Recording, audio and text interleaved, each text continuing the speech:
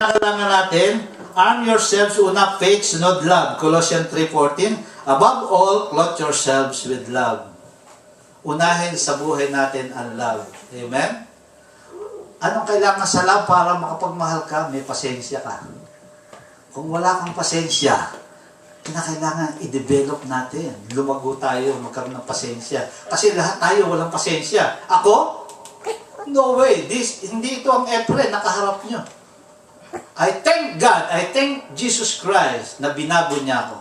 Amen? Oh Lord, 6 feet below the ground na ako. Kung walang purpose ang Diyos sa buhay ko, 6 feet, baka 5 feet lang.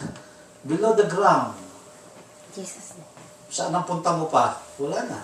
Di ba? Pero pag may purpose ang Diyos sa'yo, makakatapos ng mga profesyon ng mga anak nyo, magkakaapo pa kayo lahat. Makikita niyo pa ang kagandahan ng Panginoon Diyos. Ang buhay ng mga bata, makikita niyo pa. Kaya lang, babysitter kayo ng mga apo. Why? Just thank God. Amen?